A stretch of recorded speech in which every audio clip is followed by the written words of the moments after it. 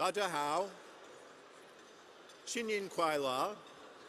我是 EDR 不怎么，可是我说的不好，那是因为我不是中国人。So whenever I do an event like this, I try and throw out a little foreign language, and it's great to look out and see the crowd. You know, the Americans nudge one another and say, I think he's speaking Chinese, and the Chinese nudge one another and say, I think he's speaking Albanian. But I'll try and decipher what I just said, although I've certainly probably butchered the language. I welcomed you. I wished you all a Happy New Year. I explained that I speak very little Chinese. I speak it poorly. And then I made the shocking revelation. The reason why I speak so poorly is I'm not Chinese. Now, I know you're surprised at that, but I feel as though I know a little bit about China and the culture because for the last 11 years I've been the principal evening news anchor at CGTN, and I'm also the host of our talk and magazine show that's won an Emmy, Full Frame. And I also feel like I've been adopted by the Chinese Chamber because it's so great to work with Sherry and Candace, and they've invited me to MC this event, and I always look forward to it every year because it's always so much fun. And it's great because I was the one off stage saying, you need to find your seat, you got to sit down, please sit down.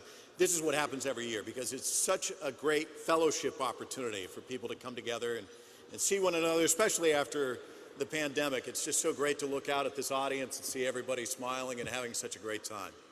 And we've got a great show for you tonight, and part of the job of the MC is to kind of move things along, so I'm not going to take a lot of time talking.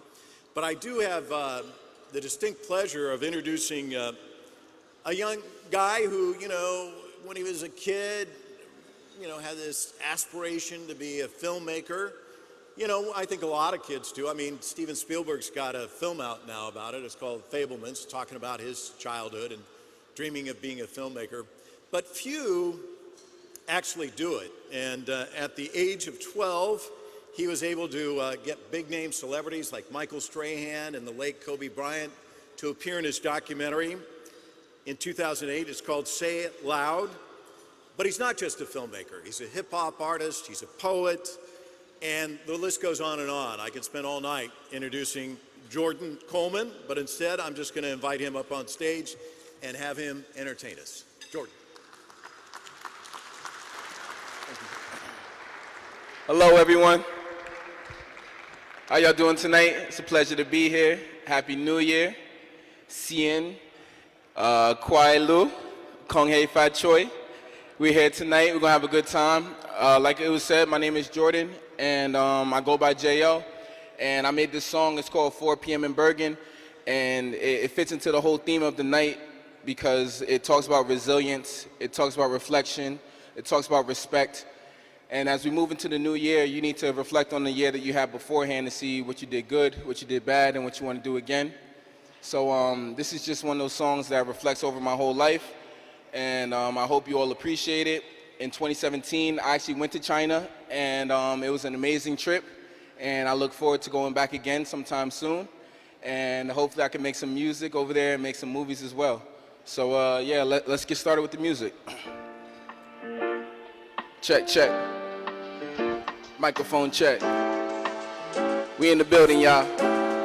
Yeah, put that up. We getting it warmed up. Lunar New Year. Yeah. Woo. Hold on. I gotta teach my pops to jump shot so he could play Obama. Hand pick 1,000 roses, go and give them to my mama while I work away. Still got pain from my hurting days, I Luke it. Globally rep for Jersey on some Fuji shit. Learn so much from Miss Hill, it could give you chills. Tropical, all-inclusive trips. With that verse job, I'm an exclusivist. My pen game Jordan, ain't nothing that you can do with this. Hit you with a jab step, punching in. I'ma have an 8-pack in the spring from the numbers that we crunching in. If you're him, then I'm himself. My training days were hell, now I'm synced like the Intel when I pull up to event spaces. I'ma need room, back-to-back sweeps, there's no room, I'm too stiffer. Big dog, backing some kitty like who's stiffer. I ain't really stunting, I just built this up from nothing. If you don't wanna ride, that's fine, just don't ask when we get there. Let's be clear, like what's this all about? Like I wasn't on roll before they thought of clout. Like I wasn't influential when your role models faced the drought. I'm talking vision, spitting image, I gave route. Changed my generation through cinema. No negative, I've been the one. Been there, done that, been that guy. You know that we run that. Jay, it's been a minute, but how did you become that? Grown that fast, but if you really do the math, I done lived 3 lives. Times that by 365, now times that by the age I am now. Wisdom is wealth, you know how I get down. Resilience, you know how I get down. You know how I get down, rich and I'm brown. Get this, they wanna pick with me now. I ain't this shit. But I got a little whiff to me now. Mama, I'm hoping that I'm making you proud, cause you helped me see the picture. And Dad, I wouldn't be me if it wasn't for your charisma, my family tree. Lil' Brolin got a high school degree. I dropped out, getting my master's. Master the game, unlock doors without the key. We lost enough, you don't rap about taking souls, only making goals. See my mom deteriorate, thinking about my own fate. Hercules through the weight, 17 racks for my grandfather's casket. And ever since he passed, man, I felt like a bat. Doesn't matter, music in my veins since I seen the Mad Hatter, no cap. I've been working like I gotta get it. Talking to Don's like it's you and me. He's like it's you and me. Virgo Kings, we move differently. Last party of the summer, we still doing numbers. Caviar and sea bass. You don't even see that, we got a different hunger. Reflection of that appetite. Ride dirty like that. All along, Like that, Should've listened to her friends. Okay, I said 2,000 shorties wanna tie the knot. Shit be sounding good till you hear the plot. Wishing that I could, but I probably not. Knowing if I did, I could feel the chop. I be speaking to the hood, I can feel the block. I'm already knowing it on episode. I'm already knowing. Standing on the corner. Happy New Year, y'all. A couple of mine partners. Happy New Year, y'all. We in the building. CGCC, in the place to be. Freestyle, but you know it ain't free. You know me, if you don't, then you gon' get to know. Cause I'm gon' bring the lights and I'm gon' bring the show. And we got it going, we got it flowing. We got it going, we got it flowing. This is our year. This is our year. Happy New Year, everyone.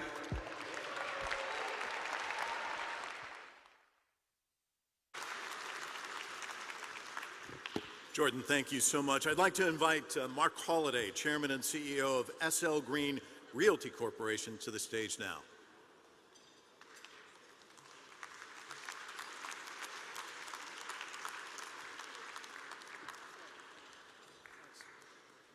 Okay, thank you.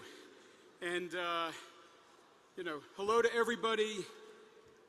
Congratulations to tonight's honorees, Dr. Henry Kissinger and SCG America Group. It's such a pleasure to be here again at the CGCC Gala in celebration of the Year of the Rabbit. At SL Green, we have a long history of successful partnerships with Chinese companies and Chinese investment community right here in New York. For over 15 years, we've worked with many notable and excellent Chinese institutions, the Bank of China, China Construction, ICBC, Soho China, many, many more. And of course, we've been longstanding supporters of this event since its very first gala back in 2011. Time goes quick and the crowd got bigger. But what's always impressed me and what's impressed us is the Chinese commitment to New York continues to grow very steadily, notwithstanding geopolitical events, notwithstanding volatile economic conditions. While some other sovereigns, they come and they go. They make big investments one year and then disappear the next. But the Chinese presence has always and only expanded in terms of the communities where they live and the businesses that they create, many of which have been featured here at CGCC Gala each and every year. That's not to say that it's always been easy. Like in any relationship, you encounter bumps in the road as you progress, but the true measure of a successful relationship is that it stands the test of time. And all this time later, we're still business colleagues and friends, and I, for one, welcome Chinese companies that want to do business in New York City as affirmation of our mutual commitment to each other, and we look forward to many more years of working together. And one person who I know, one very special guest this evening, who I know shares this commitment, is the great leader of New York State, Governor Kathy Hochul.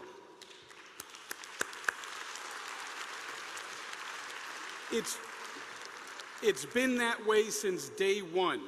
In addition to my position at SL Green, I also chair the New York Racing Association, which is a not-for-profit organization that supports and operates thoroughbred racing throughout New York State. and it was in that capacity that I had the privilege to host the Governor Hochul's very first official event after her appointment in August of 2021, attended by many of the upstate industry and community leaders and supporters. And that day and ever since, we have been completely behind Governor Hochul, who has shown an unparalleled understanding of the unique needs of every part of this state and the need to invest in every corner, from bringing high-tech jobs to upstate and from the recent initiatives to boost rural farm communities to helping New York's businesses district rebound from the impacts of a prolonged pandemic. In fact, just last month, Governor Hochul announced a $20 million commitment to Chinatown as part of her administration's Downtown Revitalization Initiative. These critical investments will transform the neighborhood and create a more vibrant, inviting destination for locals and visitors alike, while enriching the neighborhood by improving foot traffic and economic and cultural activity. As the governor said in announcing these awards to Chinatown, it serves as a beacon of cultural richness and diversity, not just for New Yorkers, but for the entire world. This is just one example of how Governor Hochul is working on a platform that is exactly what people need at this time, centered around making New York City better, safer, cleaner, and a more affordable place to live and work. There are no bigger champions of the return to work and support New York Central business districts than Governor Hochul, and she uses her leadership position to rally New Yorkers to be their best and most productive, and the Chinese community completely aligns with this approach given their strong work ethic and their entrepreneurial spirit. The governor gets it, Mayor Adams gets it, and together they've made an incredible progress in a short period of time. As someone who's done business in this city and state my entire career, I can't recall seeing that level of partnership and coordination between City Hall and Albany, which bodes well for everybody in this room. And while we've worked with the governor for years in her capacity, first as lieutenant governor and now known her in her capacity over the last 18 months as governor, it was incredibly powerful and special moment to be present in Albany on New Year's Day for her inauguration. She broke all barriers and overcame all odds to become the first duly elected female governor of this state, preceded by, I think, 56 men. And we all know it, but it's hard to appreciate how much harder she had to work, how much tougher she had to be in order to have successfully broken the glass ceiling during a campaign which pitted a lot of parochial interests against that happening. Fortunately for us, she prevailed, and New York State and City are in great shape with Governor Hochul at the helm for the foreseeable future. It is now my honor and pleasure to introduce the 57th Governor of the State of New York, Kathy Hochul.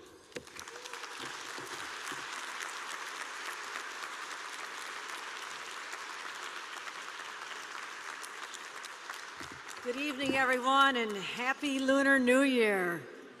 So proud to be back here once again, my second time as governor. I joined you last year, and what an extraordinary gathering of people that are truly making this city and this state magnificent. I'm so grateful for the Chinese who have come to this country years ago, but even our most recent new Americans who are building this community, making it so strong and vibrant and fascinating. And that's why I will continue my commitment to lifting up our businesses, encouraging more investment here, our large businesses and our small businesses that are so vital to our identity here. So I thank all of you as part of this incredible organization. CGCC has been a powerhouse in making sure that people have access to opportunities and great jobs here. But also as the governor, not just supporting businesses in this organization and celebrating Lunar New Year, I also want to reinforce my commitment to all of you. Working with our mayor, Eric Adams, we'll continue to make sure that our streets are safe, that we end Asian hate crimes where they begin and say no more. We will defend your right to go on our subways, go into your businesses, live in your homes, free from fear. Because an attack on any one of you or this community, which is so important to me, is an attack on all of us, and that's picking a fight with 20 million New Yorkers. So I say we're going to continue investing. We allocate over $10 million to 60 organizations in the Chinese community to help them fortify and have the resources they need to add security features and make them be and feel safer. So I'm going to continue, as your governor, fighting on behalf of all of you, making this community free from fear and anxiety, but also unleashing the incredible power and the potential that the Chinese-American relationship brings, and it's happening right here in New York. I want to thank Mark Holliday for his leadership and his friendship and what he has done to build back this city. I also know we have a special guest, a former senator, former ambassador to China, Max Baucus, and his wife Melody are here today. Let's give them a nice shout. Nice to see our friends. But also, to Chairman Wei Hu, you have my commitment on behalf of the entire state of New York that your success means our success, and I'll be there for you every step of the way. And with that, I'd like to present to you a proclamation declaring and honoring Lunar New Year here in the state of New York.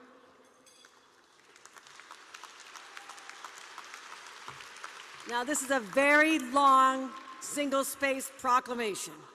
Now, those of you who want me to read it, raise your hands. Sing none? No, you guys don't count. You're overruled, but this just acknowledges our appreciation for the Chinese community. I'll be marching in the parades. I'll be continuing to celebrate and honor you, not just 1 week out of the year, not 1 month, but every single day of the year. Congratulations to all of you with love from New York.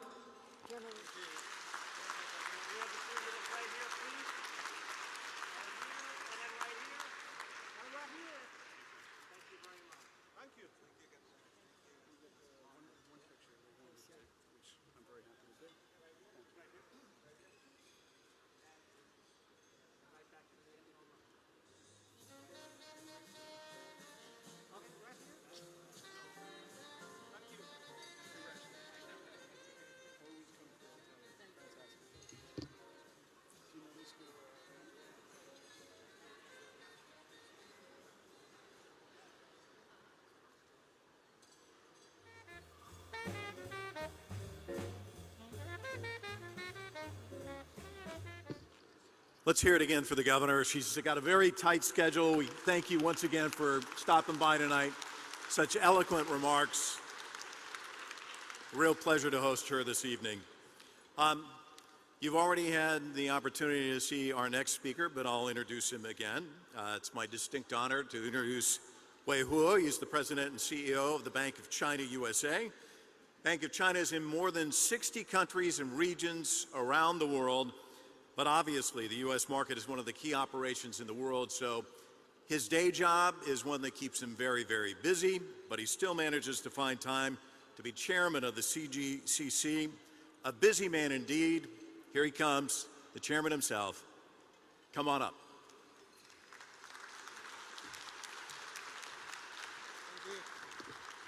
Thank you, Mike. Fellow CGCC members, honorable guests, friends, ladies and gentlemen, good evening and welcome. 大家晚上好。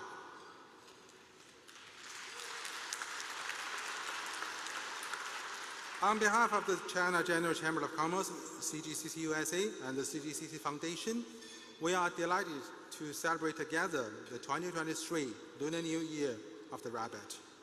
It is truly my honor to be here and share this beautiful evening with all of you. Gathered here tonight is a group of diverse and brilliant leaders that comes from all walks of life. Yet, with this rich diversity, something in common unites us. We share a unique bond based on a core commitment and a shared perspective that our two countries can solve many economic, social, and environmental challenges of today by building stronger ties between our business communities. We are a community with a strong voice and a determined spirit that stands apart from others. With your support and friendship, I have no doubt that we are embarking on an era of unprecedented progress. I would like to focus my remarks on the themes of appreciation and respect. We are here tonight because we would like to express our deepest appreciation for the exceptional trust and unwavering support of our members and partners. First, I would like to give a special acknowledgement to several key sponsors of this year's gala and incredibly strong partners throughout the year. They are the ENY, Shine Harmony, China Construction America, Las Vegas Sands, SCG American Group, SL Green, Bank of China USA, and so many others. CGCC's success would clearly not be possible without the partnerships we have forged over the past 18 years. A very lucky number in Chinese, and we feel immensely grateful for your generosity. I would also like to take this moment to call out and express our sincere appreciation to the CGCC 2023 Lunar New Year of the Rabbit Gala co-chairs. With a shared vision of building stronger, healthier, and more stable relationships, CGCC has partnered with many institutions on a series of programs to serve the diverse needs of our community. These alliances help navigate, engage, and contribute to some of the most critical issues facing our two nations and global economy. Also, CGCC's achievements have been made possible thanks to a committed board of directors, our legal counsel committee, our government relationships and public relations committee, and most importantly, every one of you. I'm heartened by those who actively volunteer their time in programming and humbled by your creative support during the most challenging years. I would like to ask our vice chairs, our legal counsel, and GR and PR committee to stand up, and please all join me in applauding their commitment to our success. Please wave your hands.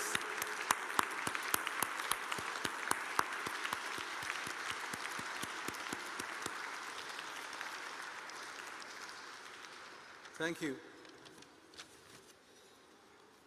And also, we are here tonight because we are a community that values and embraces respect. Despite the noise and oftentimes misinformation we see in the public, our business community resoundingly agrees that facilitating and promoting U.S.-China economic relations has brought decades of growth, innovation, and prosperity to the global stage. We believe that mutual respect and understanding is the hallmark of our economic cooperation and bilateral trade. While we may not always agree with everything, we must continue to respect each other's core interests and considerations as we seek common ground and practical solutions. As we embark together on 2023 and the Year of the Rabbit, CGCC will continue to work with members and partners to build dialogue, seek compromise, and advance mutual respect between our two great nations. Dear friends, a new year comes with new hope. As we celebrate the Year of Rabbit, which represents kindness and agility, CGCC will stay true to our core commission to create value, promote business collaboration, and enhance trust. CGCC is well positioned and prepared for the challenge of tomorrow, and we will work together with all of you to build a friendly, diverse, and inclusive business environment. It will not be easy, and there will be roadblocks along the way, but the benefits will be immense and critical to our planet's futures. As we say in Chinese, 车到山前必有路. Where there's a will, there's a way. So in closing, I congratulate all the tonight's honorees, and I wish all of you, your families and colleagues, a happy, healthy, peaceful, and prosperous New Year. 新年快乐，兔年吉祥. Thank you all.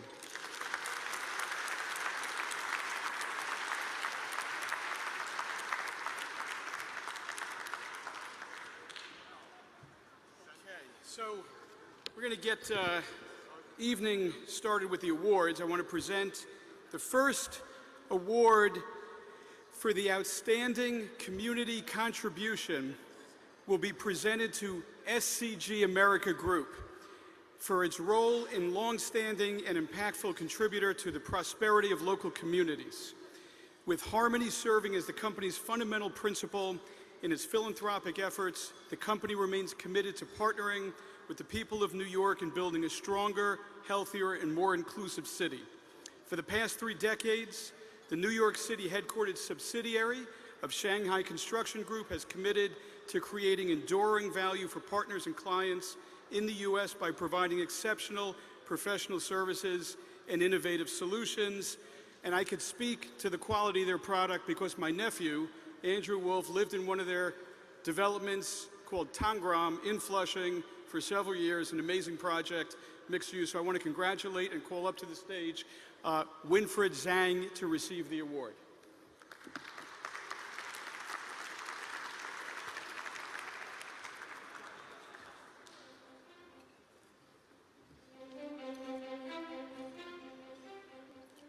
Thank you, Marco. Thank you. Good evening, Governor Huko and Chairman Hu, and the distinguished guests. What an incredible honor this is for SCG America to be recognized, and the very same event at the Secretary Kissinger is recognized with Lifetime Achievement Award. This truly makes this a very special night to remember.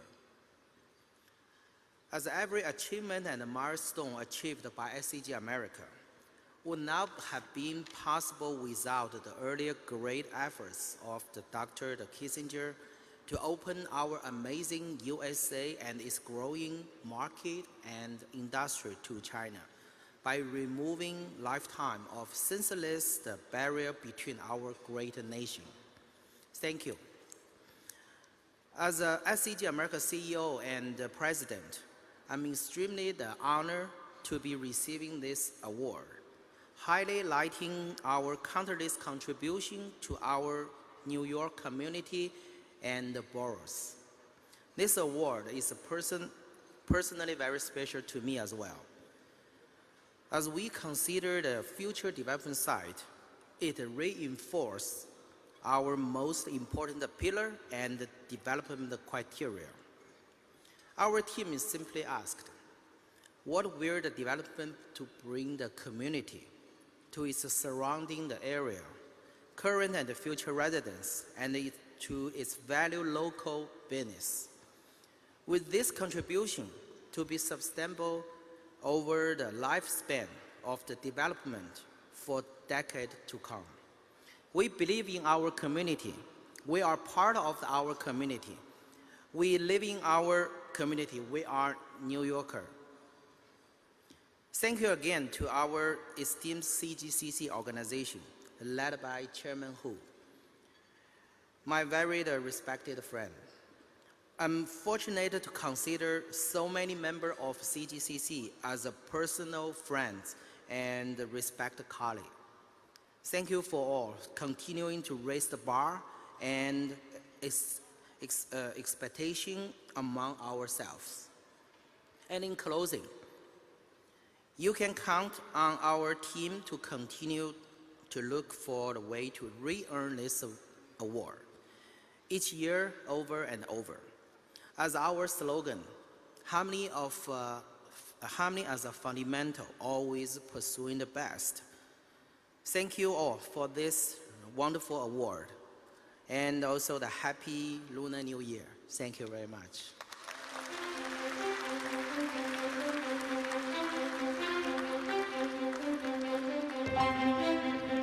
Congratulations.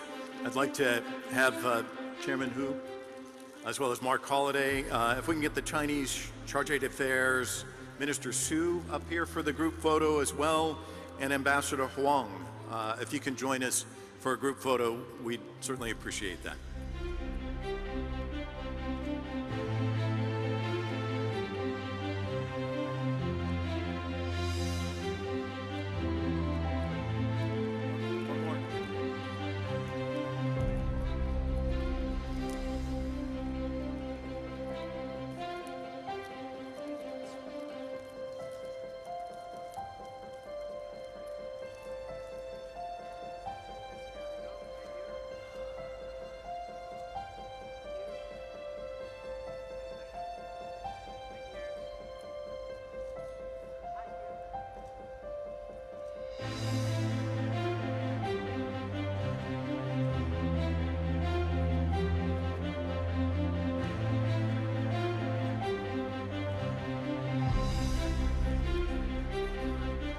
Winfred Zhang, congratulations again. Let's give him a big round of applause.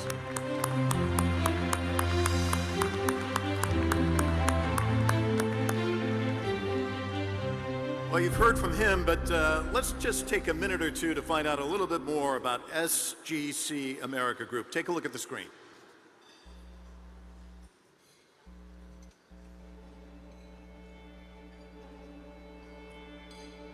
From China to the U.S., SCG America Group Incorporated, the New York City headquartered subsidiary of Shanghai Construction Group, is representative of being a long-standing and impactful contributor to the prosperity of local communities. For the past 30 years, SCG America Group Incorporated, SCGA, has invested millions in the U.S. and long been committed to providing top-class, innovative, and professional services in the real estate industry. Since 2009, the works of SCGA have created 640,000 square feet of business districts, attracted 92 business entities, brought 600 construction jobs, and 2,000 jobs for business operation and management, demonstrating a successful partnership between the private sector and the local community. As one of CGCC USA's earliest members, SCG America is an active member of the U.S.-China business community. Its endeavors and achievements to strengthen local communities demonstrate the shared mission and value of CGCC USA members. To improve sharing prosperity of business communities and to facilitate a better, stronger, and brighter U.S.-China relations.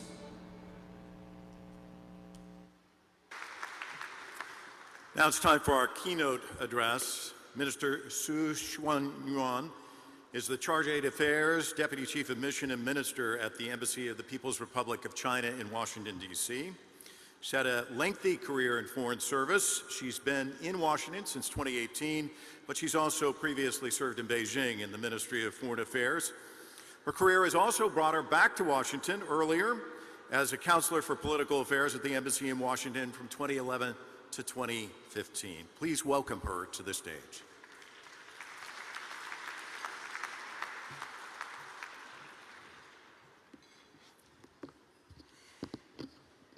Wow, look at the turnout. I think it's very smart for CGCC to arrange all the programs after the dinner.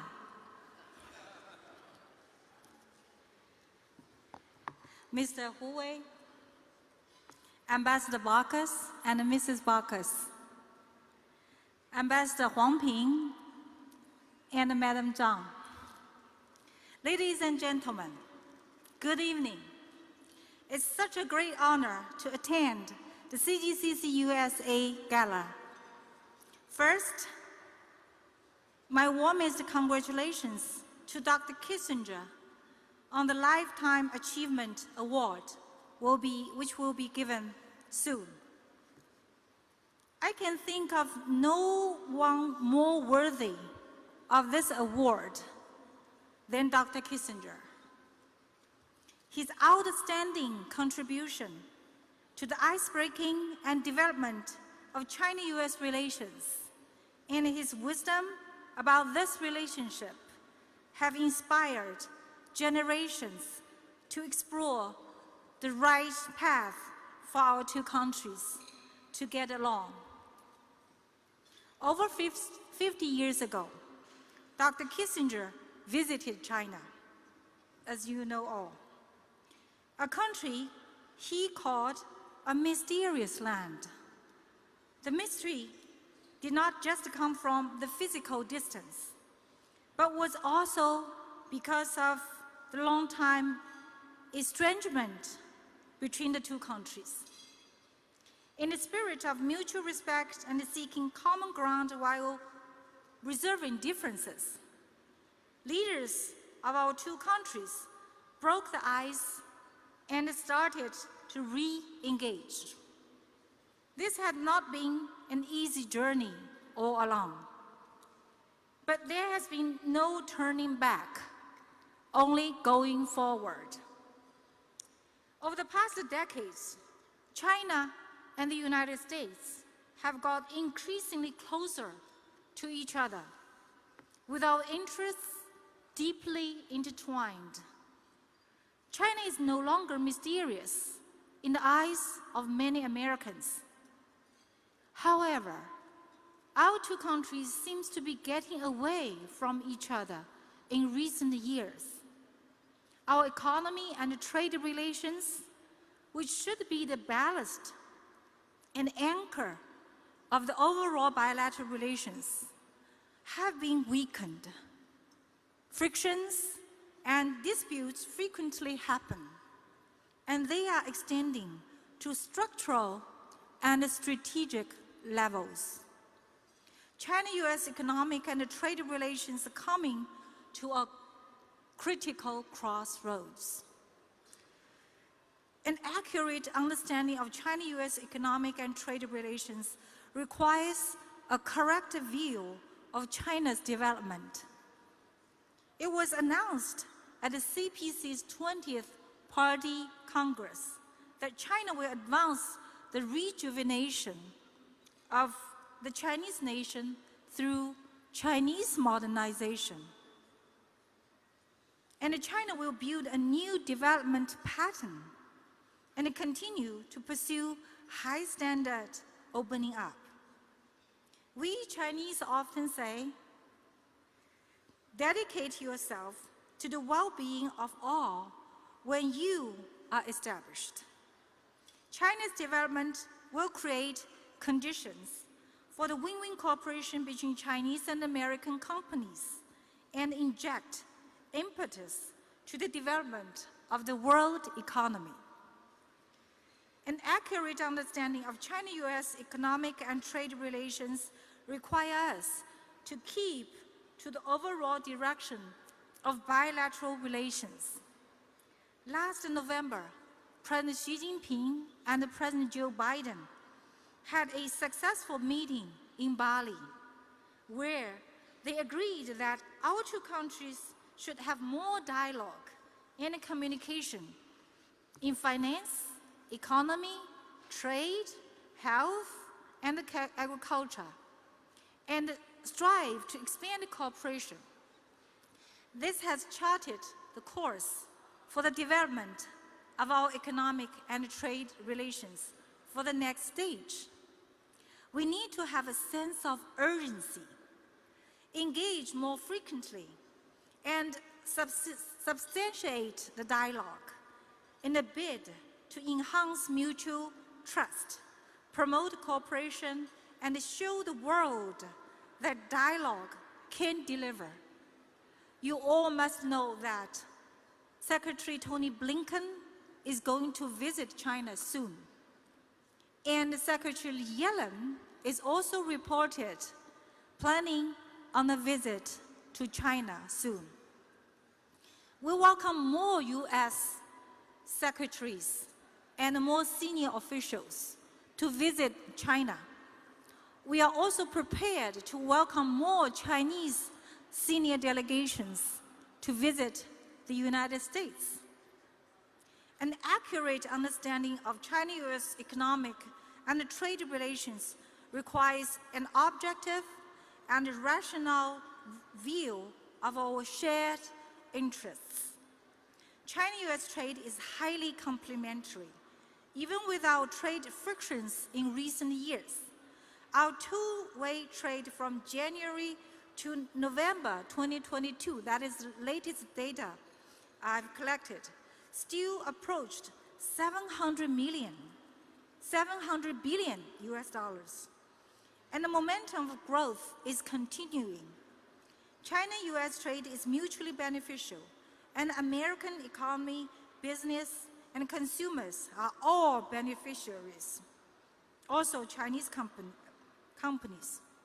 According to US CBC, all the 50 US states have exports of goods and services to China, benefiting nearly 1 million American jobs, especially in the agricultural states that export soybeans, corn, sorghum, beef, and pork to China. I believe that Montana's beef industry, which Ambassador Barkas have been always promoting, has greatly benefited. The U.S. is also gaining from our two-way investment. Last October, I traveled to Flushing and saw big changes brought by Tangerine Flushing, which became a new landmark in New York. I believe that Governor Hochul, who just spoke, definitely welcomes, as she said in her speech, more Chinese-funded enterprises in New York State. Ladies and gentlemen, respect and resilience is the theme of tonight's gala. It is exactly what we needed to overcome the difficulties in China-US economic and trade relations. Mutual respect will lay the foundation for sound interaction between China and the US. Our economic and trade cooperation should follow economic laws and abide by international economic trade rules. People should respect the fact that China and the US stand to gain from cooperation and lose from confrontation. Since Section 301 tariffs, industrial subsidies, investment barriers, and export controls are detrimental to both sides and should not exist anymore. In particular, decoupling and supply cutoff in the high-tech industry may hurt China in the short term, but in the long run, the US will suffer more. China will not stop just because the United States is trying to bring us down. Instead, China will rely on ourselves and do our best for development. The US will only create a strong competitor for itself. This is not it does not serve the US fundamental interest. Resilience will provide a guarantee for Chinese and American companies to build the future. As you are moving forward against the odds, it is more necessary than ever to show your entrepreneurial spirit, forge ahead, meet the difficulties head-on, and never give up. For Chinese companies in the United States, I strongly encourage all of you to build your reputation, expand your market, and convince American policymakers with your quality services and professional operations to show them that the Chinese companies can help promote the American economy and create jobs here. I also encourage you to reach out and get deeply integrated into American society to look for business opportunities in American states, cities, and counties. Ladies and gentlemen, on January the 8th, the Chinese government substantially adjusted COVID-19 response measures. China has reopened. We are pleased to see that many American companies are already on their way to China to meet clients and explore business opportunities. Chinese companies are also coming to the US to attend exhibitions and discuss investment cooperation. I hope that CGCC USA will continue to serve as a bridge for China-US economic and trade cooperation and set an example of the win-win cooperation between our two countries. The year 2023 is the year of the rabbit. I sincerely wish Chinese and American companies new hope, high speed, and great success in the year of the rabbit. I wish you a happy Chinese New Year. and 恭喜发财. Thank you very much.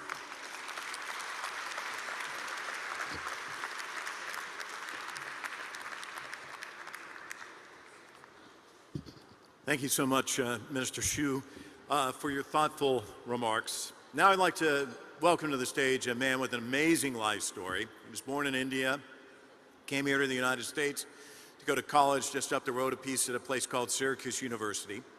In 1991, he got a job at FedEx as an associate marketing analyst.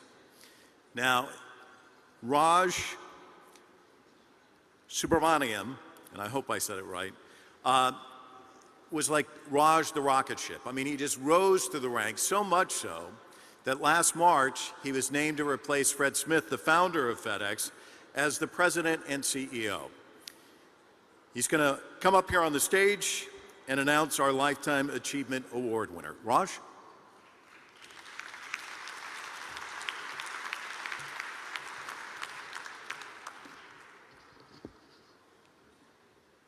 Thank you, Mike, and good evening, everybody. Thank you also to the members of the China General Chamber of Commerce and Chairman Hu Wei for enhancing collaboration between the U.S. and the Chinese business communities. Dr. Kissinger, I'm glad to be here to honor your achievements. I've thought about you many times over the last few years, especially as we navigated the pandemic and the challenging headwinds. I've repeated your apt phrase often, and I'm sure a lot of us would agree. There cannot be a crisis next week. My schedule is already full. I'm grateful to be here and proud that FedEx has been an active member of the Chamber, and we continue to strengthen our relationship with China. We are deeply committed to the region and have been since the very founding of our international delivery service there in 1984. Today, FedEx operates more than 300 international flights every week in mainland China, supported by 12,000 team members locally and 550,000 members globally. The region has also been a tremendous source of innovation for FedEx, supporting important advancements in electric vehicles, renewable facilities, and paperless delivery. And we have extended our commitments in communities across China through investments in safety, disaster relief, and education.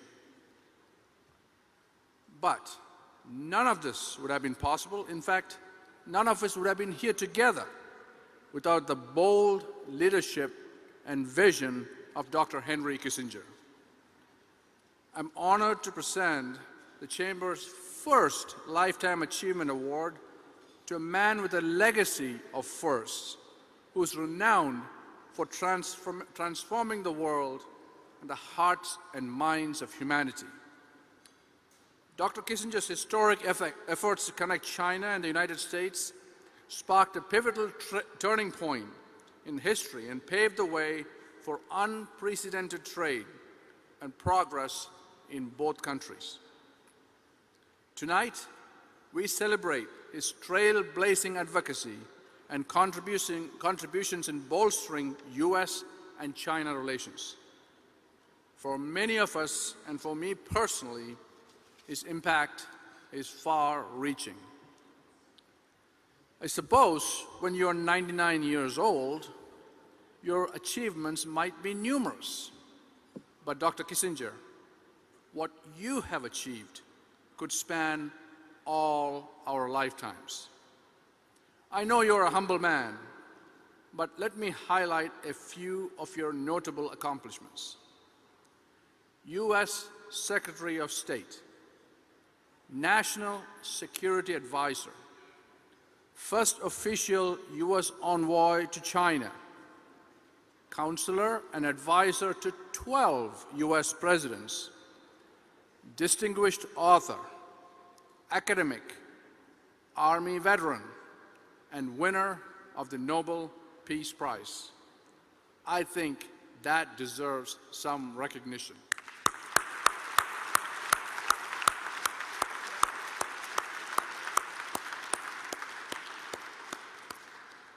For all that you achieved, perhaps your greatest feat extends beyond influencing policy, but inspiring generations with your leadership and the tremendous sense of purpose. When you received the Nobel Prize, you said, quote, "The prize is as much an award to a purpose as to a person. More than achievement of a peace, it symbolizes the quest for peace." That's what we recognize this evening. No matter our industry, our ideals, or cause, you have instilled in many the belief that we must commit ourselves to a greater good. We must find a purpose, lead with purpose, as we endeavor to unite others in collective advocacy and action for a better world. Dr. Kissinger came to the United States as a refugee. He was determined to contribute, and he said, to quote, "to overcome the divisions that had characterized the world in which he grew up." I myself immigrated to this country as a young man to attend graduate school and make a better life. And I have been blessed to be part of a company that strives to connect people and possibilities and create opportunity in this world. Thank you, Dr. Kissinger, for this important lesson, and for many more.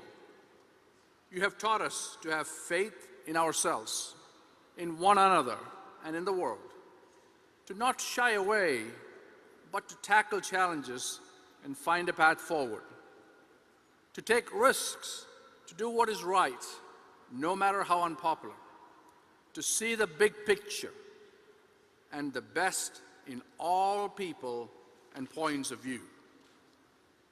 At times through history, a few great leaders have emerged to remind us of our essential unity. Tonight, we are united in our admiration and appreciation for Dr. Kissinger and for all that he has done in the world through his dedication, diplomacy, and example.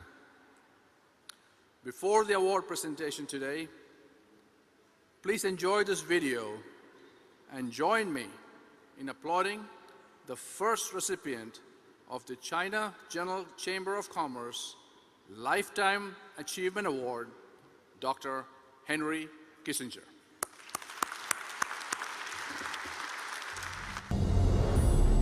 I wish to congratulate Dr. Henry Kissinger on being conferred the Lifetime Achievement Award.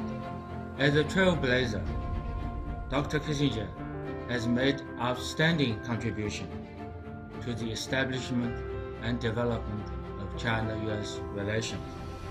I was privileged to have met him dozens of times when I worked in Washington, D.C., and I have benefited tremendously from his insights and vision about China-US relations. My highest tribute to Dr. Kissinger, and also my warm congratulations to other honorees. Good evening. You couldn't have picked a better person to honor with your Lifetime Achievement Award than my good friend, Henry Kissinger. No American has done more over more years to advance U.S. interest in strengthening the U.S.-China relationship in ways that have benefited both our countries and the world. Henry's extraordinary wisdom has been a powerful force for global peace and stability, progress and prosperity for as long as anyone can remember. So tonight, as we seek to continue building stronger economic and diplomatic ties, I'm glad to join you in honoring the man who has devoted so much of his life to this work and done it so brilliantly and so honorably. Henry, congratulations. 基辛格博士自从1972年中美邦交正常化以来，长期为中美关系维护做出了杰出的贡献。他获取奖项应该是实至名归。我也向他们表示深深的敬意和祝贺。It is especially an honor and pleasure to congratulate Dr. Kissinger, a man I have known a long time who personifies the respect and resilience that is the theme of this evening's celebration, and could not be more important at this time. Henry, there is no one alive, in fact, no one in history, who has studied history as completely, been more deeply involved in world affairs, known personally and influenced more world leaders, and has more generously shared perspectives over a longer period of time than you. In addition to that, you have a warmth, humanity, and generosity of spirit that radiates from you constantly. Congratulations on your very well-deserved award. I'm so happy that you've chosen to honor my good friend Henry Kissinger with your Lifetime Achievement Award this evening. He has done so much to bring our two countries together over a long career. I want to sincerely congratulate you, Dr. Henry Kissinger, for your Lifetime Achievement Award. Dr. Kissinger, you've had a profound impact on our world in virtually every way I can imagine. There is no doubt that your decade-long contributions will have an everlasting positive impact on U.S. and China relations. The life you've lived, what you have achieved, the example you have set, it is one we should all live by. We stand on your shoulders and we honor you.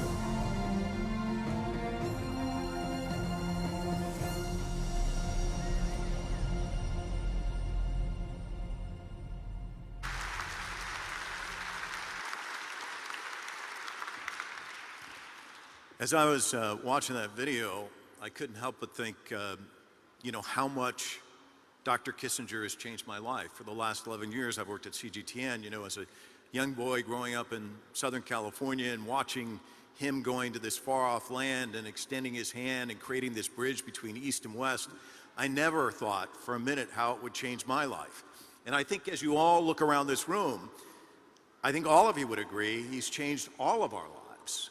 An amazing man. I had the opportunity to meet him for the first time in 2017 at this gala. I know it pains him that he can't be here tonight, but we did have the opportunity to give the award to him, and I want to share the video with you now.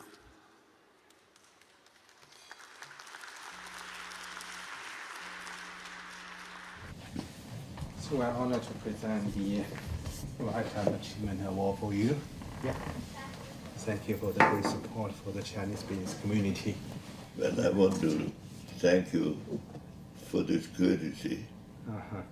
China has been a big part of my life. Yeah. And in the last 50 years, Definitely. I came there over 100 times. Thank you, Doctor. Thank you.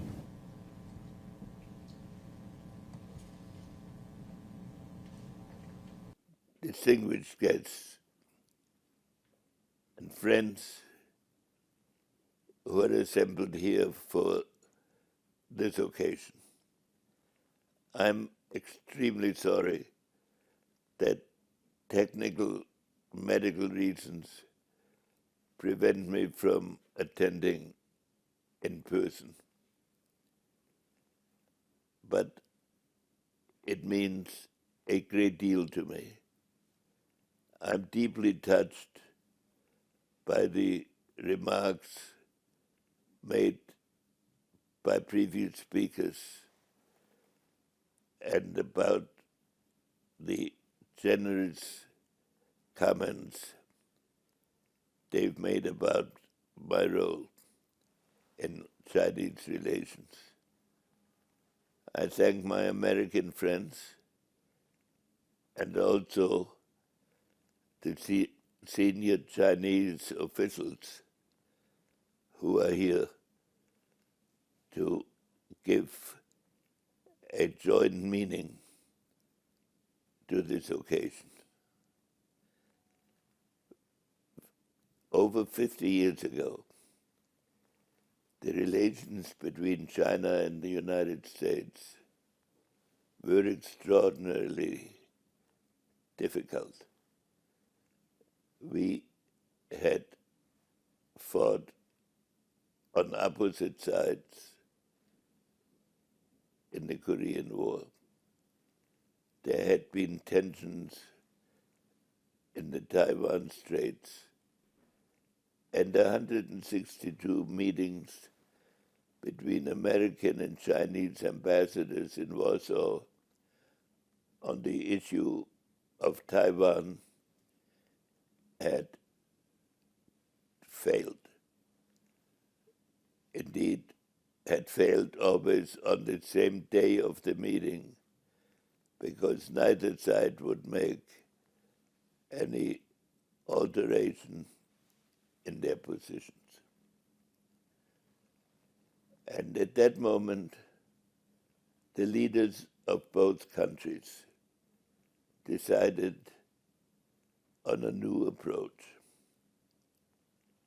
I will make my comments in relation primarily to the American side.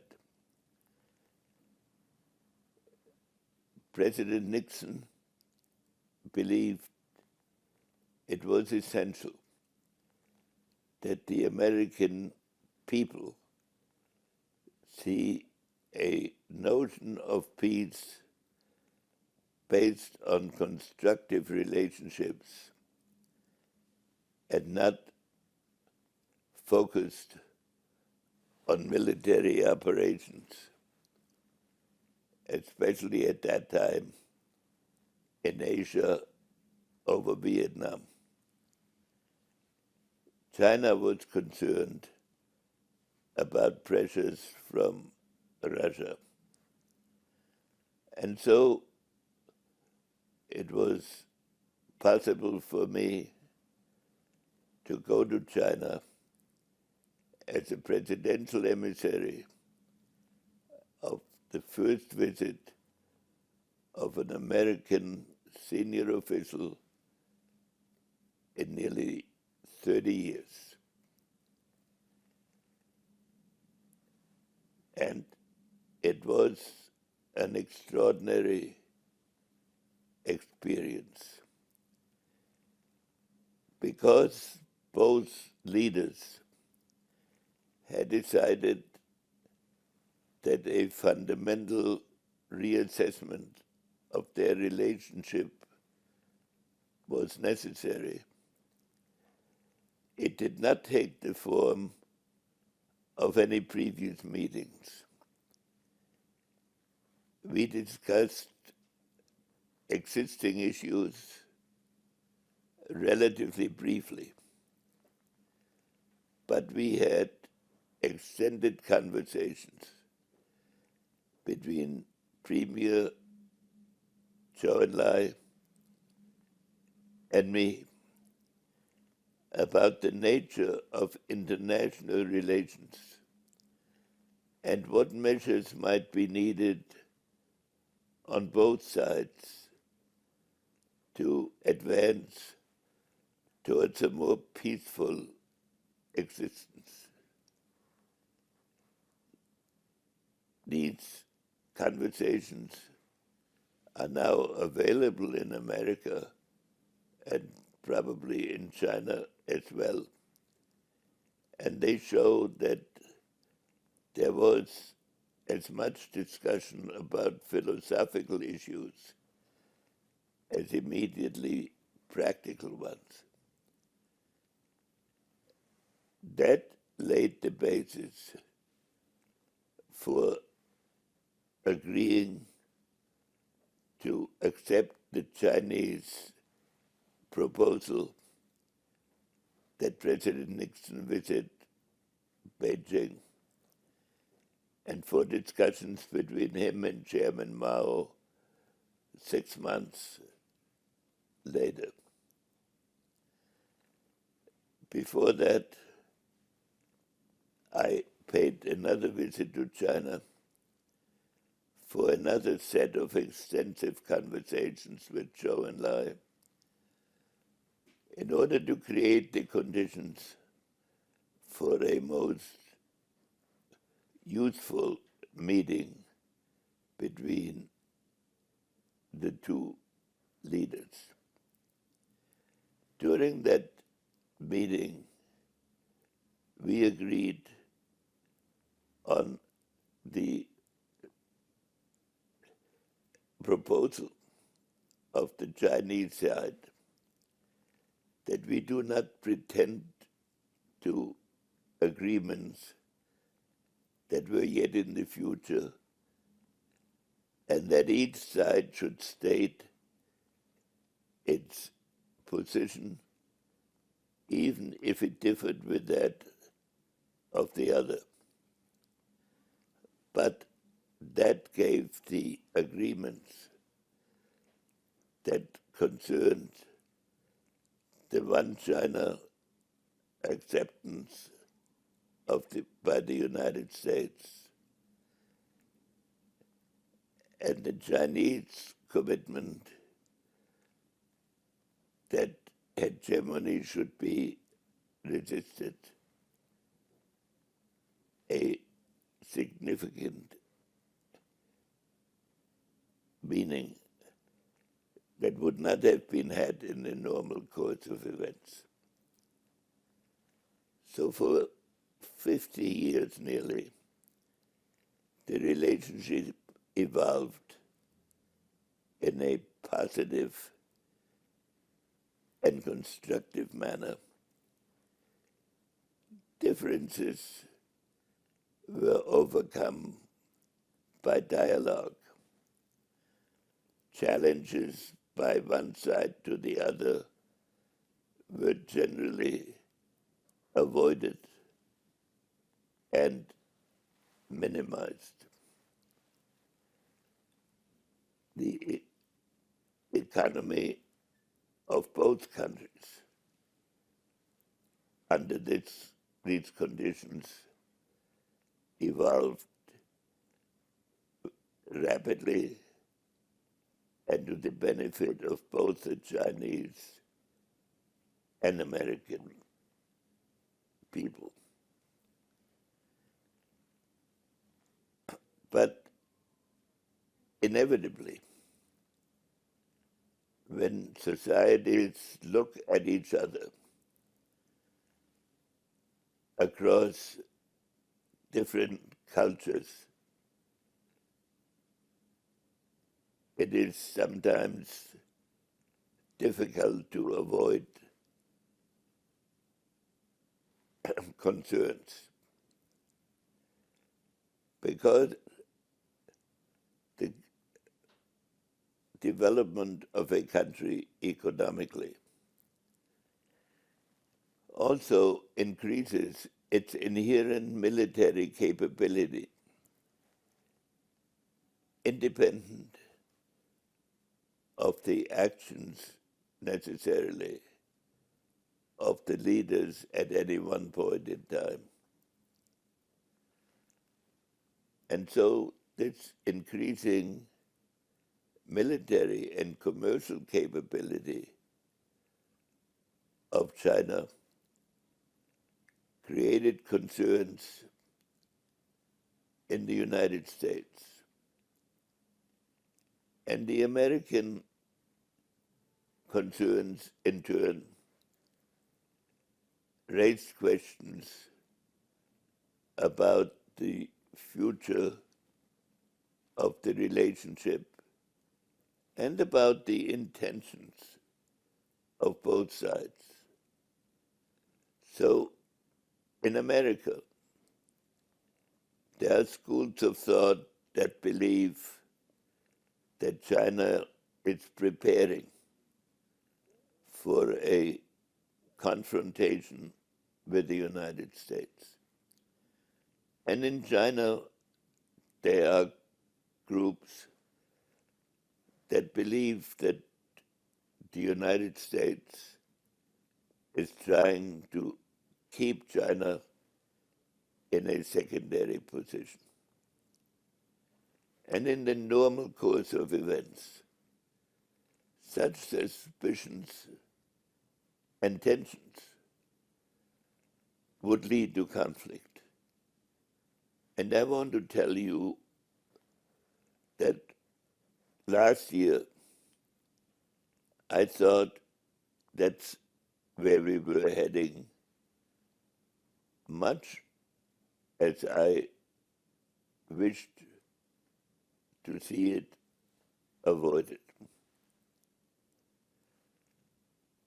Fortunately, recently, President Biden and Chairman Xi met in Bali and stated an intention to reverse this trend. This has been very hopefully greeted. But we have to understand on both sides that this tension was not an accident. And we must make serious efforts, not just to negotiate, but to understand the deepest responsibility that China and the United States have together. And that responsibility is that the evolution of technology and the evolution of the capacity of technological use of weapons, that these two countries have the capacity to destroy humanity. And also their tensions create stalemates all over Asia and potentially around the world as various people and countries seek to adjust to these apparent conflicts. So I have said before, and I want to repeat here, I welcome the decisions that have been made to foster dialogue in so many fields. And China has made a number of practical steps in that direction. And the United States is seriously studying its potential role. And I have every confidence that the President and the Secretary of State intend to move towards a relationship more compatible with peace and progress in the world. So each nation needs to understand the other more fully. And its leaders need to find an opportunity to realize that conflict and confrontation can only lead to ultimate disaster. While working together, we can achieve great things, not just for our countries, but also for humanity. China and the United States have different perceptions of culture and of how to conduct themselves.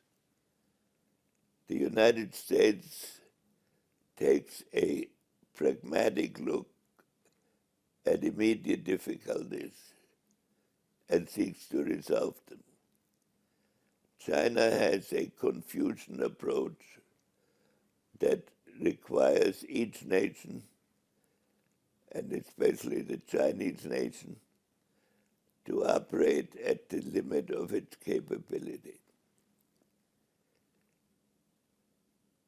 This needs to be understood by both sides as they launch themselves on this important task. Neither nation can be defeated. There is no shortcut, and there is no clever diplomacy that can get a decisive advantage. The only thing that will avoid that humanity destroys itself by its own achievements is to make use of its intellectual, political, and historic visions. I have every hope and expectation that this process will lead to the results that the people all over the world expect. And I am honored to have been asked to make these remarks based on my own experiences.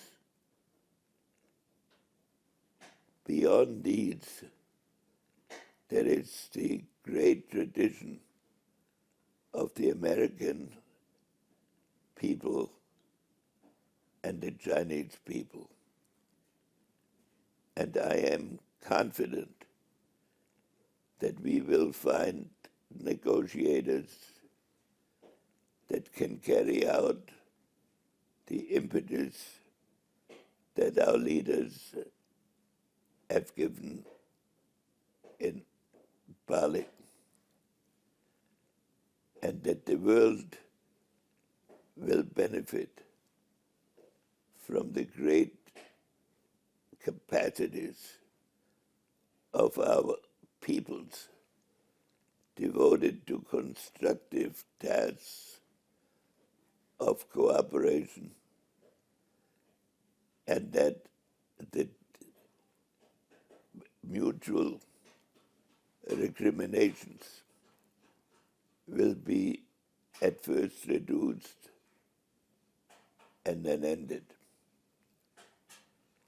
The issue of Taiwan is fundamental. And the great thing that was achieved at the Shanghai communique by both sides is to permit it to evolve in a manner that respected the convictions of each side and made it possible for the people of Taiwan to evolve in a positive manner. These principles should be renewed, and it's my hope that mutual threats will gradually disappear and that our two people can work together in the spirit that their inherent greatness demands. Thank you so much. I've had a few challenges in my life, but following Dr. Kissinger is probably the toughest one I've had to overcome. I'm excited to announce our next guest because a few years ago, before the pandemic, I traveled up to New Jersey to his headquarters and spent an afternoon chatting with him about his life, about his career, about his company, and about his love for the chamber. He's been intertwined with it for so long.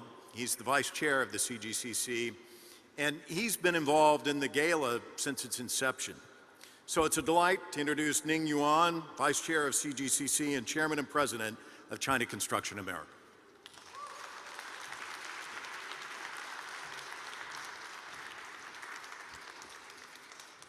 Thank you, Mike, for your kind introduction. Dear CGCC members, honored guests, friends, ladies and gentlemen.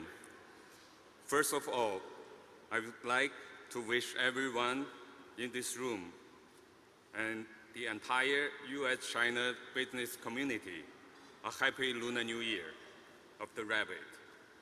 I'm honored to deliver these special appreciation remarks.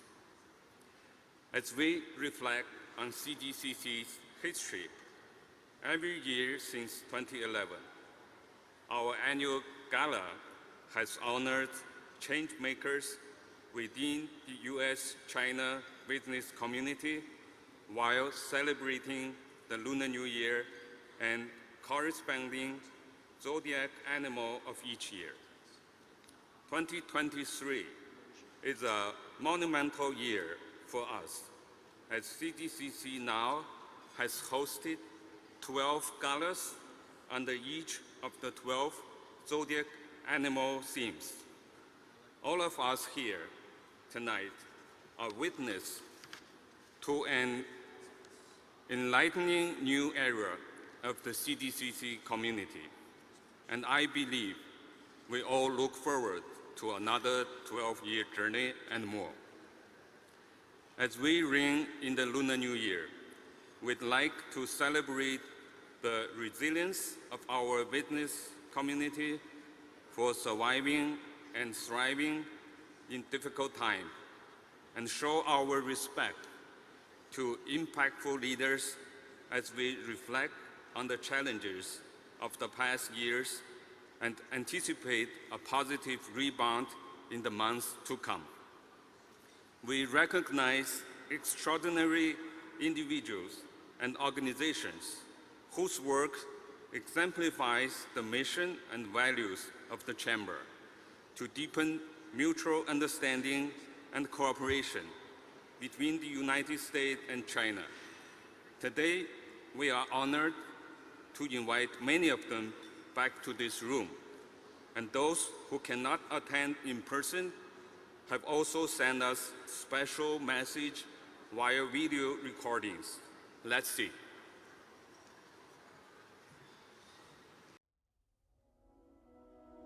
Good evening, everyone.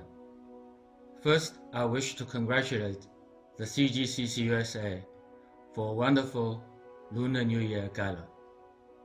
Since it was founded in 2005, the CGCC USA has been dedicated to building a bridge of cooperation between the business communities of the two countries and advancing the economic and trade relations between the two countries.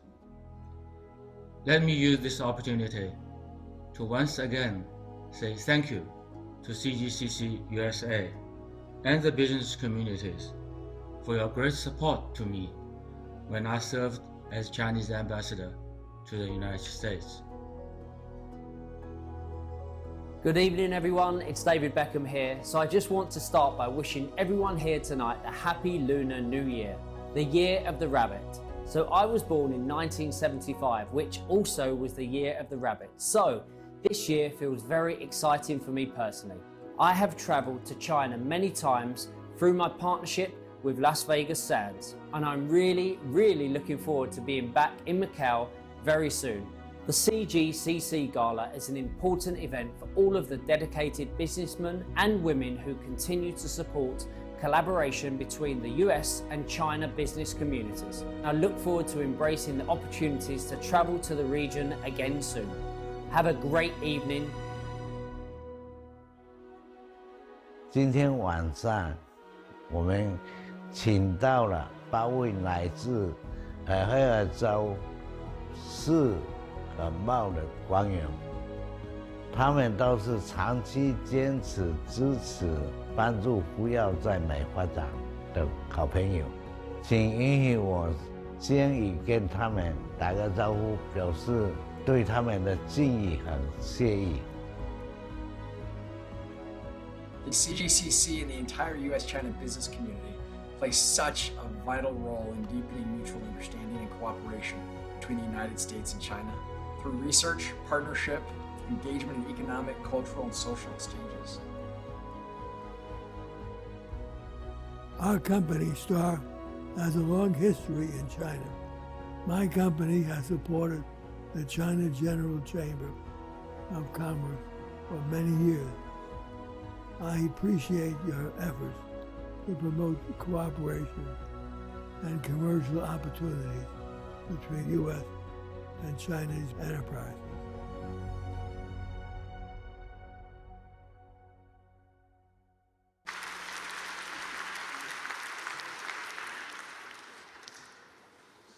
Now, it is my great honor to present to you a devoted advocate for the U.S.-China economic relationship and an old friend of the Chinese people, the former U.S. Ambassador to China, Ambassador Max Baucus.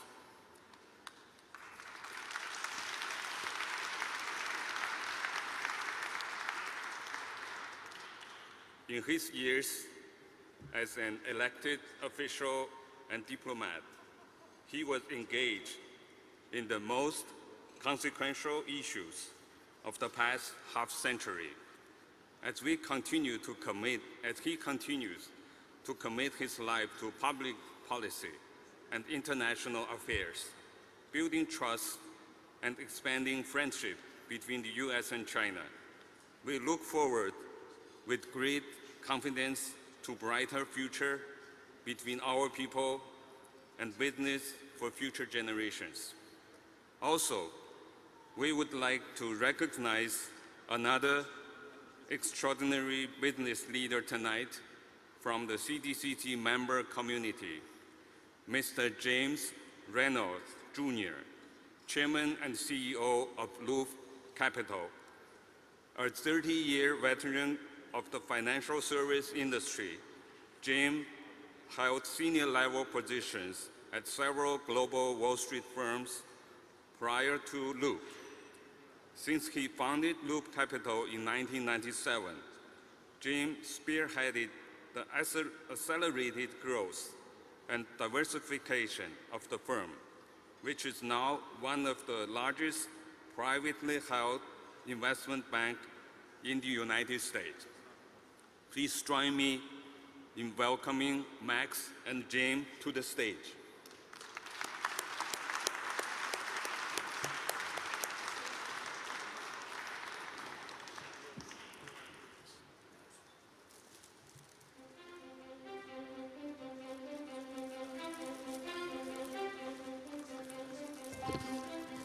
I'd like to also invite some other guests up here on the stage.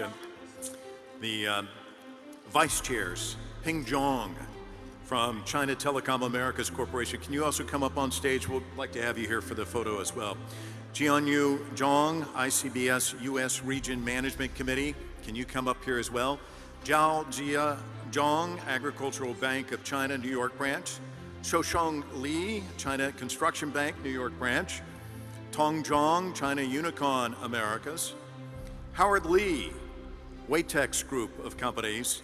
And Duan Wong, H&A Trust Management. Come on up here for our group photo, if you will, please.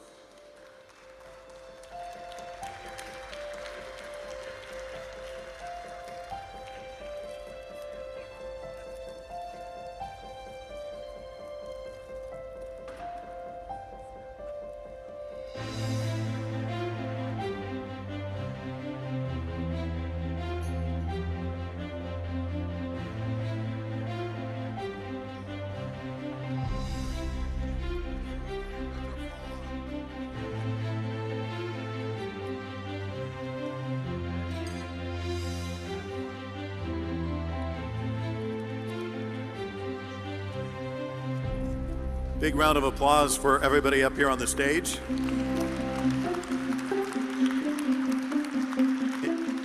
Including the still photographer who survived, did not fall down with all these people up here. I'm not going to let these two get away, though. Ambassador Max Baucus, I've had the delight of interviewing him on our program, The Heat, as well as Full Frame, and he always has such tremendous insights on the relationship between the United States and China. So if you don't mind, can you come up and share a few words with us?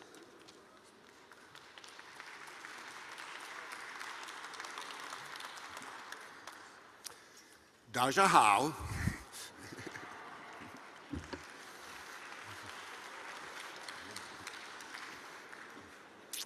Thank you very much, Vice Chairman Ning, Chairman Hu. My deepest regards to Minister Xu for that wonderful statement you made tonight. I just want to say a couple things. Number one, my wife Melanie and I loved our job in China. We loved serving the United States in China. It was a terrific job. Why? Two reasons. Number one, we loved the Chinese people. Energetic, upbeat, positive, can-do, get stuff done. I think Chinese people are more positive about their future than Americans are about theirs. Very impressed with working with Chinese people. When I arrived, I presented my credentials to President Xi. I told him I was going to visit every single province in China, and I did.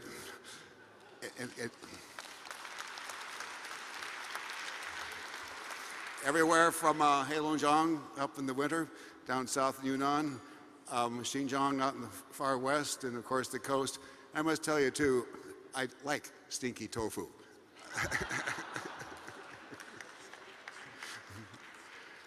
The second reason I like the job so much is that the reward of working on the U.S.-China relationship. It is so rewarding because it's so important, as Dr. Kissinger has highlighted, with such erudition. He was so articulate. I might say that, in my view, Minister Xu's statement is also excellent, and I urge us all to reflect on what she said. Dr. Kissinger mentioned that when he's working with the Chinese on Taiwan, after 162 meetings, they had to have a reassessment. And I think that's where we are now. We're facing a reassessment in the relationship between our two countries. And how do we manage that? My view is that because the people in China are very similar to the people in the United States, that is, we have the same wishes, hopes, and desires, both countries. What are they? Food on the table, decent income, air and water pollution addressed, decent health care, be left alone a little bit, pursue your own dreams. They're the same. Chinese people are the same as Americans. And after a while, that's going to be understood by America. And there's going to come a time when it's up to us to speak truth to power, to be a little more honest about where things are going in the United States. That is, make sure the American elected officials know that, hey, that's not really right. You're being way too critical of China. It's not the way it is. And speaking publicly about it. The little secret is members of Congress don't lead. They follow. They follow what the people back home want. They follow what the people walking into their offices want to do. So it's up to us. As I said, speak truth to power, explain all that we have to do to get this relationship back on track. And I think the time is going to come. It may take a year or two, might be after the 24 presidential elections, when both countries, especially the United States, are going to start to realize that, hey, China's not going anywhere. China's always going to be there. The United States isn't going anywhere. Both countries are going to be here. And you can't call, we cannot count the United States out. You can't call China out. Dr. Kissinger touched on it. Some Americans want to stop China's rise. There's some think that, some Americans think that, well, gee, China wants to confront us and be the geopolitical hegemon. The point is, as time's going to come, and it's up to us to help make this happen. When? Realizing neither country is going away, and realizing that we're so joined at the hip, we depend upon each other so much that finally we're going to find ways to start to talk sensibly like adults about the relationship. We're not there yet. It's going to happen. It's going to come. And when that happens, then maybe we'll start to find some progress. I'm very honored to be here tonight. My wife, Miller, really highly honored to be here tonight. I might tell you, Mel drove better than in Beijing. She had her own car than anybody else in Beijing. She'd drive up on the left on the curb. She'd drive on the sidewalk. She'd make a left turn from the right lane, a right turn from the left lane. She was as good as anybody back there. We were deeply involved in China. So thank you very much. I really care about the relationship. I care about CGCC.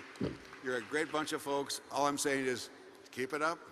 As we all know in life, you work with what you got, and you do the best with what you can with what you got, and we've got a great future ahead of us. Thank you.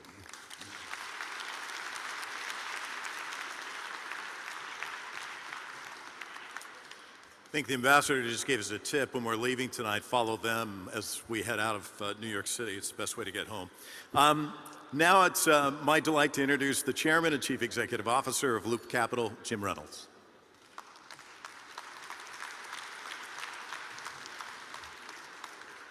The ambassador's a tough act to follow. He kept it real tight. And so I think as I look at the Year of the Rabbit, I was reminded of a few things.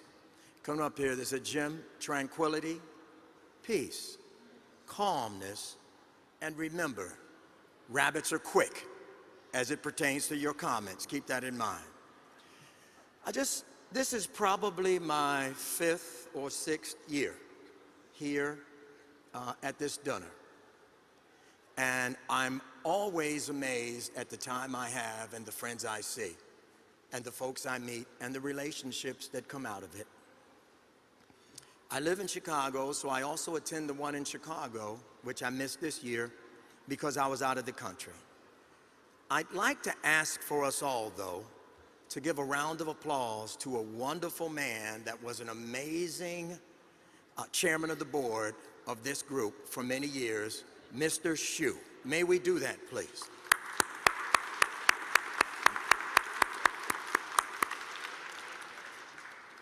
Chairman Hu, you have big shoes to follow, and you know that, so congratulations. I'd also like to give some acknowledgement to Candace New and how significant this organization is. Can we please give her a round of applause?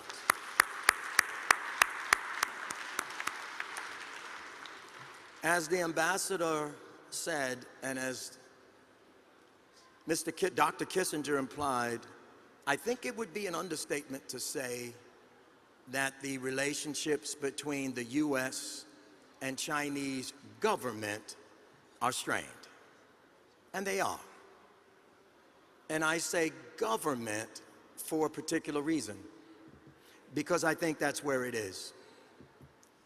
As I look at what we need to do now as we support this great chamber and Candace, I think it's critical that the government and our political leaders see and understand the things that we are doing as business professionals together. As I watched what happened in China, I was extraordinarily curious about what would happen to the protesters that wanted to end the lockdown. I did not know how it would go or how it would end. As we all know, protests are not common in China.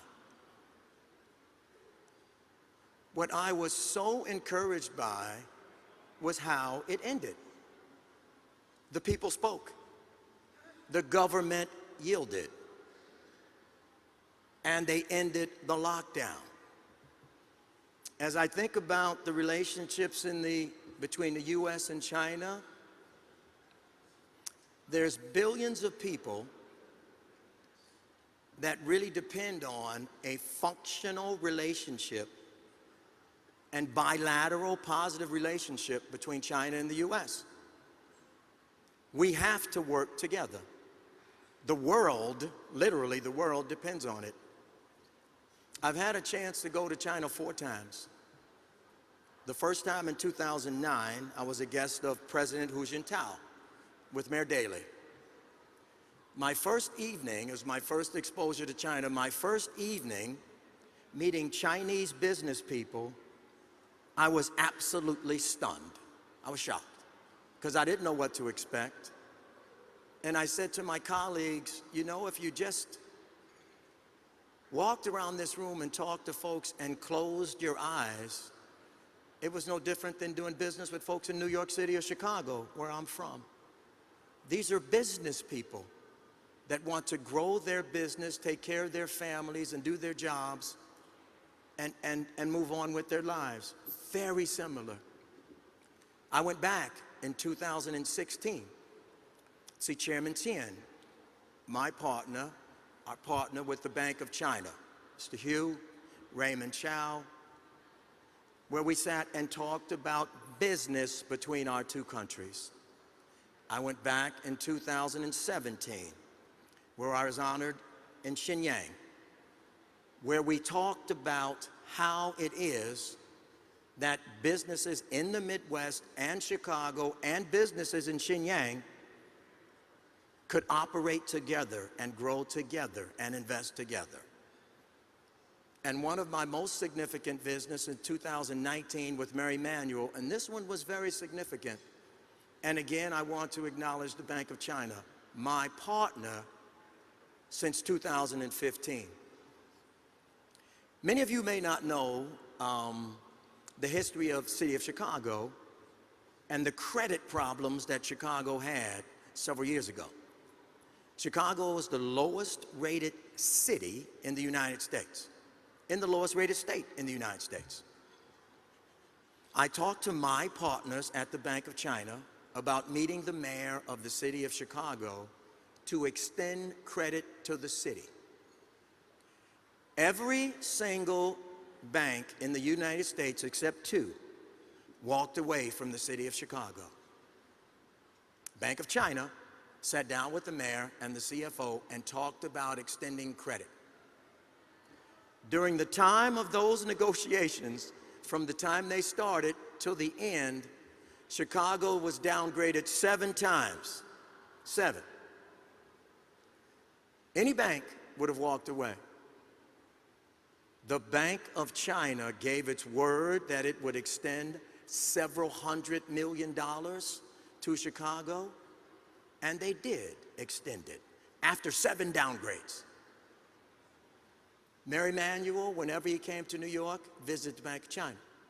We went to Beijing to visit the Bank of China. When I think about CGCC and the work we have to do, and the business community and the things that we do, I think it's up to us to lead. I've had a chance to sit through many briefings in Washington, D.C. at high levels on the China-U.S. relationship. And each time I sit there and go through one of those briefings, I always get the same feeling that there's a part of the story that they get, and there's a big part of the story that they do not get. And the part of the story that they do not get is the part that we have to influence our political leadership to get. This is a very significant relationship. This room, this gathering, our businesses, the billions of dollars or trillions of dollars that are exchanged between us. So I would say, Candace, to the job you do and you have to do with your group and your organization, continue on. You have my full support. I would also say to us here, let's continue this positive dialogue between us, and let's lead our politicians here to a more constructive dialogue between our nations. Thank you so much.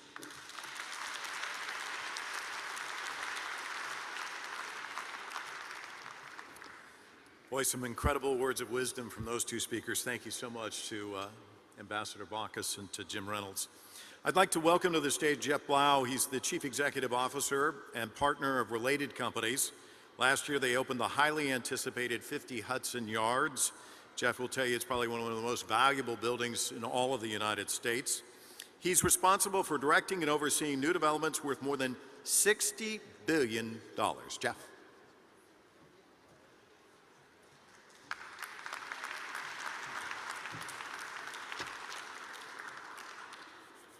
Thank you. So as the last speaker tonight, I'm going to be really quick. But my job tonight is to introduce Mayor Eric Adams. Let me start before that by congratulating Dr. Kissinger on his Lifetime Achievement Award and SCG America Group on their Outstanding Community Contribution Award. It's an honor to be here tonight to celebrate Lunar New Year, the Year of the Rabbit, and more than that, to help recognize the long partnership New York City has enjoyed with the China General Chamber of Commerce. The CGCC's mission of deepening understanding and cooperation is as important as it's ever been, so thank you all for the work that you do. It's particularly appropriate that the theme of this year's gala is respect and resilience. In the early days of the pandemic, when there were a lot of people who tried to knock New York City's future, but look around this room tonight, and you can see that together we've proven them wrong. It's also true that there's no place in the world, and yes, maybe I'm biased, that has the energy of New York City, which is exactly why our restaurants and culture institutions are once again packed, not only with New Yorkers, but tourists from abroad. People want to be here, businesses want to invest here. All this is due in no small part to the leadership that we have. The public sector and private sector are working together to make New York City stronger than it's ever been before. You heard earlier from our great governor, Kathy Hochul. Her partner in government is Mayor Eric Adams, who I have the honor to introduce. Since Mayor Adams took office last year, he's laid out an ambitious agenda to make New York a place that is welcoming for all. He sent a clear message to the world that the city is open and ready to do business. He's made public safety and supporting the business community hallmarks of his administration. He is the type of creative thinker and leader that our city needs right now. We continue to be grateful for his efforts and those of his team. I'm sure that the mayor wishes he could be here tonight, but he is in Washington, D.C., working hard on behalf of this city. It is now my pleasure to present this message from our mayor, Eric Adams.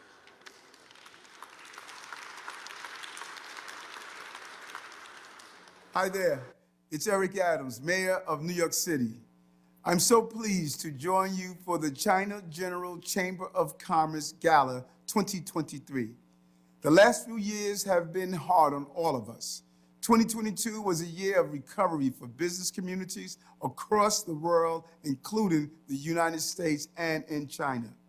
But one thing is clear, New York City is back, and we are open for business.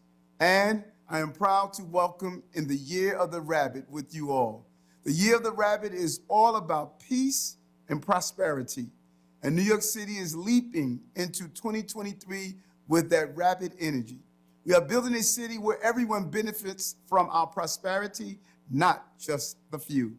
A city of equity, better healthcare, more jobs, more opportunity, and innovation. I would like to thank the China General Chamber of Commerce and all of you here tonight for your contributions to a safer, fairer, and more prosperous New York City community, and for your commitment to building the bond between New York City and China. May the Year of the Rabbit bring you all happiness and success.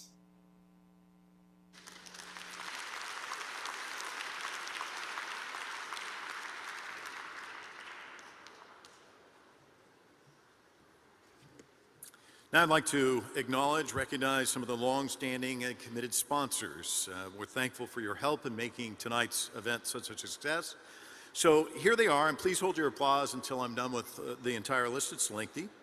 Ernst & Young, LLP, Bank of China USA, China Construction America Incorporated, SL Green Realty Corporation, Star Foundation and Star Insurance Companies, JP Morgan Chase and Company, Citi, and China Mobile International USA. Now you can give them a round of applause.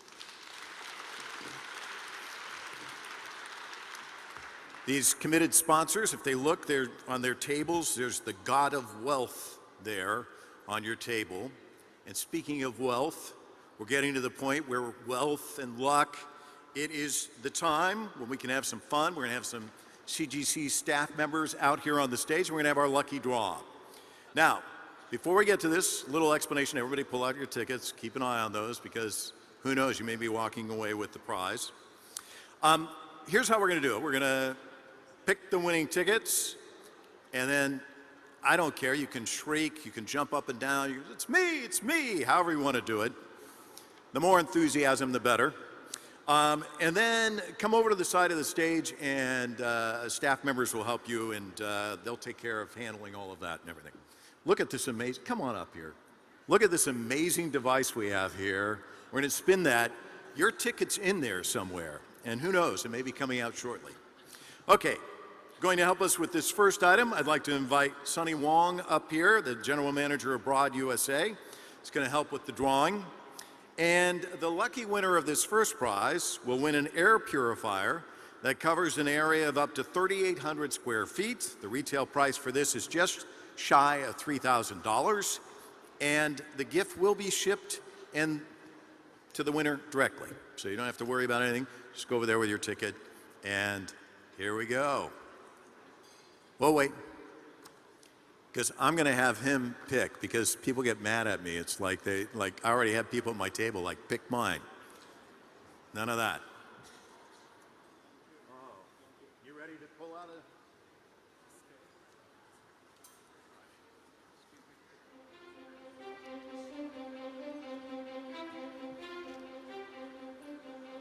The number is 6418884.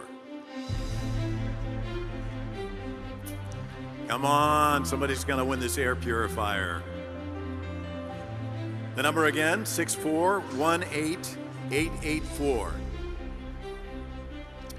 I think it might be Governor Hochul. She may have the ticket. She just doesn't get it. That would be considered a campaign contribution, I think. I'm going to give it one more shot. 6418884.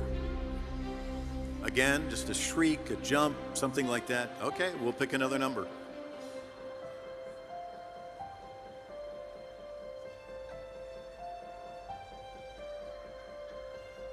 This number is 6419179.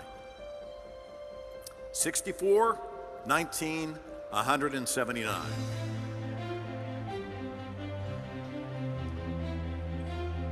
Okay, I'm going to give it one more shot. Somebody's going to win tonight. You guys aren't leaving. I mean, even if it gets down to like 3 people or whatever. 64, 19, 179.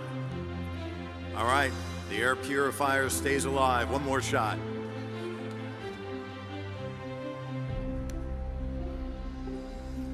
It's pretty exciting stuff.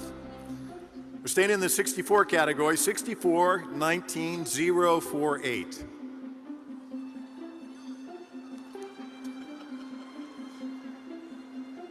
I heard a lot of, oh, do we have a shriek? Do we have a winner? Do we have cheers? Yes, of course we do. That smile you see there is a person who's going to have an air purifier. They're not going to have to worry about, we think about air a lot more than we used to, right? I mean, it's like, thanks to COVID. Okay, she's going to go right over here. Okay, more fun to come. All right, all of you get ready to pack your bags because we're going to send you off. We've got 2, count them, 2 domestic round-trip flight vouchers courtesy of Delta Airlines. Joining me on the stage, Gilberto Buitrago, hopefully I got your name right, the Manager Consolidators Sales from Delta Airlines, and Lee Mong, Senior Sales Account Executive of Delta. Why don't you all come up and help with the drawing?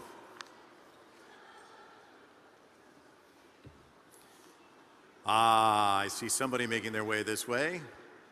It's funny, this room doesn't look very big until you're like way back there and you have to make it up on the stage in like 20 seconds, right? All right, here we go. Now this one, you kind of want them to kind of saunter up here because you want to hold on to your ticket. Oh man, I want to go on this trip, this place or that place. And now we get a number.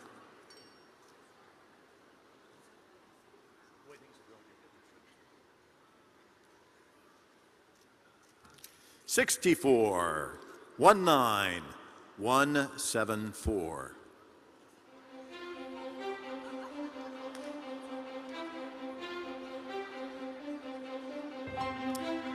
$64,19174. Ah! All right, just come on over here. Take good care of you.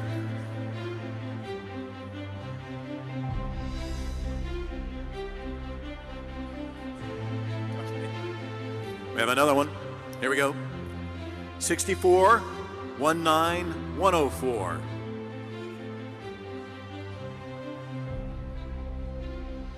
$64,19104.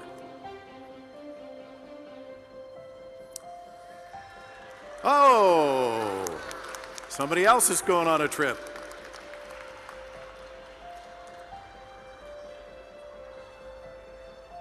All right. Is that a winner? Yeah, winner, winner, chicken dinner.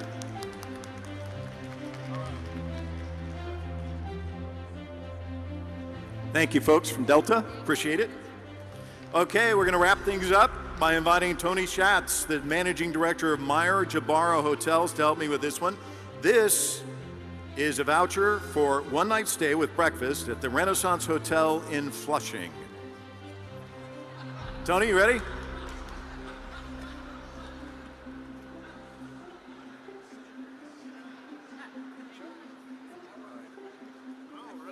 Here we go. 64,18888. That's a lucky number, and there's lots of them. Here it is again, 64,18888.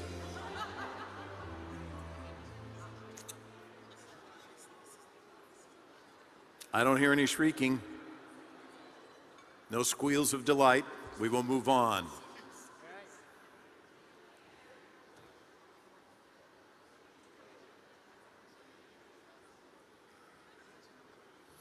Okay, I know you're out there. 64,19207.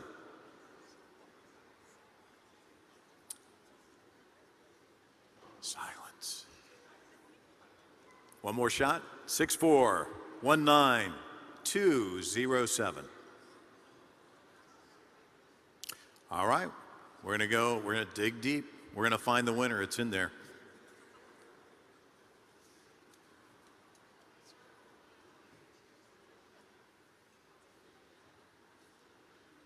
I have a really good feeling about this one. 64,19182.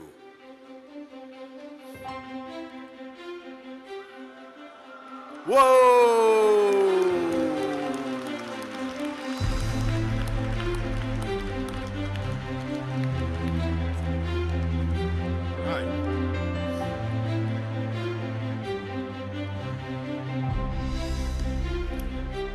All right, so that brings us to the conclusion of tonight's gala.